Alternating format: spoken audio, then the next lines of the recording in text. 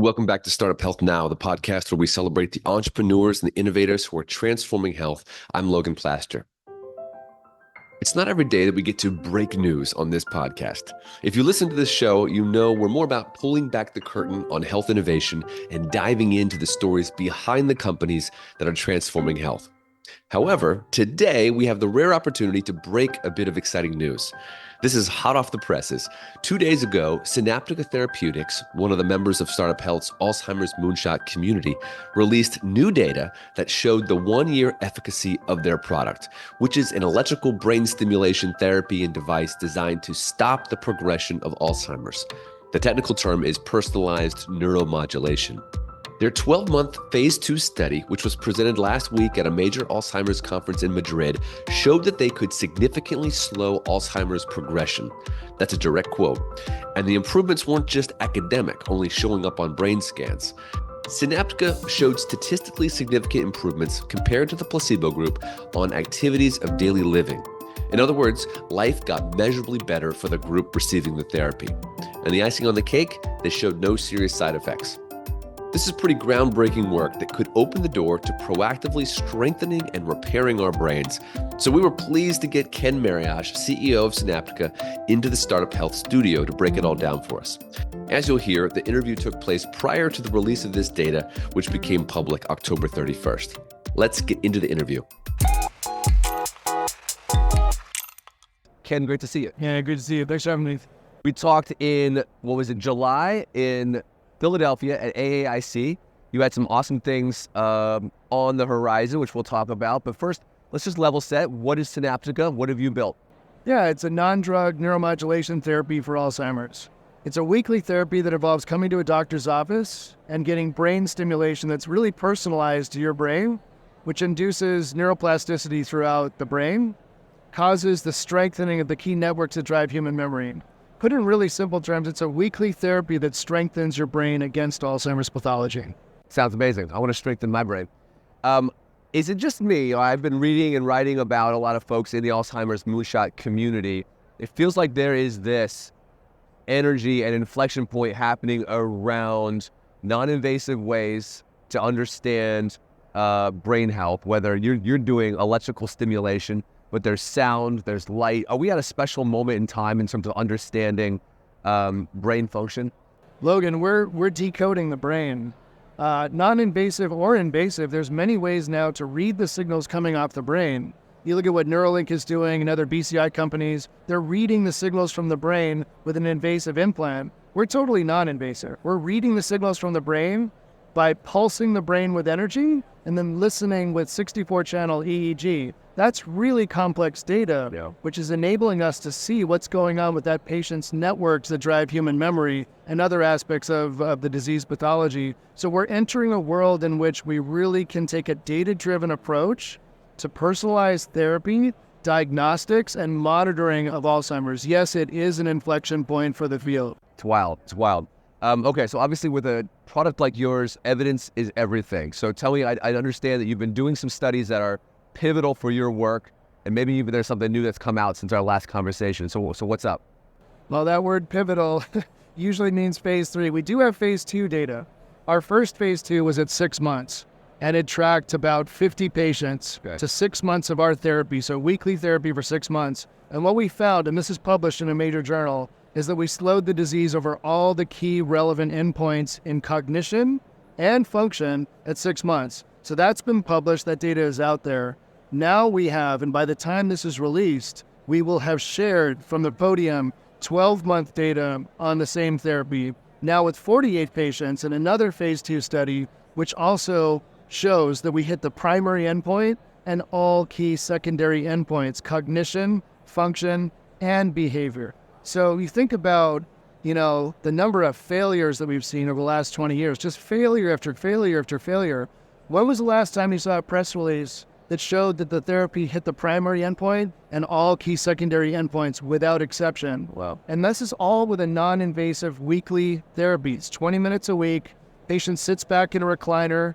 They can keep their eyes open. They can talk to the technician. And they don't feel anything. It's just a tapping sound that they hear. Yeah. So 20 minutes a week for 52 weeks is what we did in our phase 2 study. And the results are very, very promising. When people think about therapies right now, I think in 2024, they think about a couple of drugs that are coming online and some big announcements made around their pharmaceuticals. Let's dig a little bit more into the importance of this non-invasive piece, because these drugs come with some side effects. They do, and they represent new hope for patients. So I don't want to downplay that because there's been nothing. Yeah. Now, these are milder patients that take the anti-amyloid drugs, and there is a statistically significant effect with the amyloid drugs, but they do come with a host of side effects. So-called ARIA, which is brain swelling and brain bleeding, which requires an MRI to monitor your brain to make sure you're not experiencing these side effects. The side effects with our therapy are a mild headache that occurs in 12% of patients, which spontaneously resolves. There's also a side effect of scalp discomfort, especially where we stimulate on the scalp. That resolves spontaneously, and that's in about 16% of patients. But overall, when you think about it, and the invasiveness of the therapy being so minimal, it's really a low side effect profile overall. So how is the market responding to this? I mean, a lot of excitement. Yeah, this 12-month data is really a turning point for the therapy. Now, we're a non-drug therapy. We're a neuromodulation therapy. We're using electrical energy to stimulate the brain and strengthen the brain. This is not what people are expecting. Yeah. They're expecting a pill or an infusion or an injection. So to see a neuromodulation therapy achieve this kind of results, and let me just emphasize, it's the consistency of the results. Yeah. You'll see a lot of therapies out there, drug or device, where there's some endpoints that are met and other endpoints that are missed. When you look at our therapy, we hit all the endpoints: cognition, function, and behavior. Let me put that into context for you. So cognition's important, right? Thinking ability in Alzheimer's, but function is arguably more important. So the ability to feed yourself, brush your teeth, bathe yourself, travel, use a telephone, all of these functions are arguably really important, not only to the patient, but also the caregiver. Yeah. So listen to this. In our 12-month data, we showed that the active arm, the arm that was getting the stimulation, barely progressed on measures of functionality. So where they were at time 0 versus at 52 weeks, they had barely lost any function. This is an enormous benefit for caregivers because this could mean these patients could live independently for years more than they otherwise would have done without the therapy. So put another way, we're buying patients years, potentially, years of additional quality life for the patient and for the caregiver. Are you finding that the market in general is, you said there's a lot of excitement, and I'm just wondering about sort of the level of healthy skepticism about kind of what's new and what's next. Are you having to fight against a tide, or is there a welcome, like, we want this in the market? There's starting to be an appreciation that we need to go beyond amyloid. Okay. Amyloid is a really important piece of the puzzle. We understand that, but it's not the only. I guess I'm trying to get at like the culture of innovation within the Alzheimer's community. Oh, there's an embrace. Yeah, there's an embracing of new approaches. There's a little bit of healthy skepticism, but now we have 2 phase 2 results, and there are other companies out there using device-based approaches, which have some really interesting data. I think the tide's starting to turn, and we're starting to look beyond even the drug landscape into new device approaches. By the way, they're all complementary with drugs, Right. because there's no downside to using a device. So why not combine it with a drug? I think that's the way of the future. We will prove that our therapy works by itself, no doubt, and then when combined with a drug, maybe an anti-amyloid therapy, maybe something else, we could potentially see synergistic effects that could slow this disease to a halt.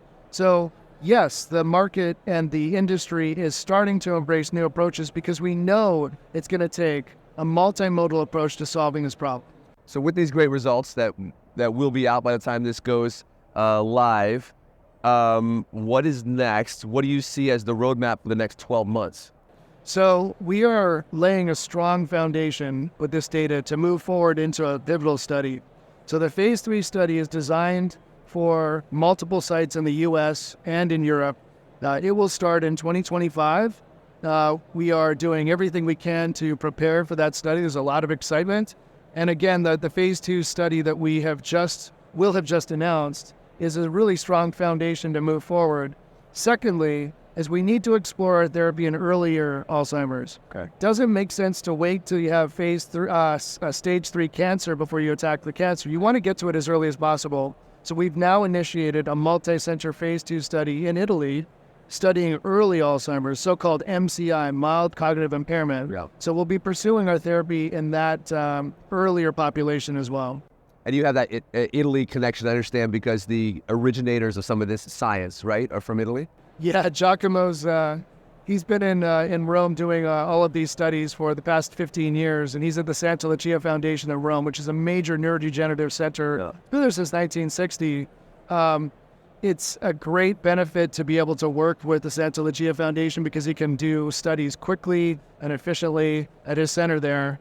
So we're lucky to have that Italian piece. I would also note the name of the company is Sin, which means without, and Aptica means touch. So without touch, no touch, non-invasive therapy. That's where the name comes from. I love it. I love it. Well, you're building towards this exciting future where even someone like myself, you know, without symptoms could go in and have my brain, my memory improved. It's an exciting future. So Ken, I appreciate the work you're doing.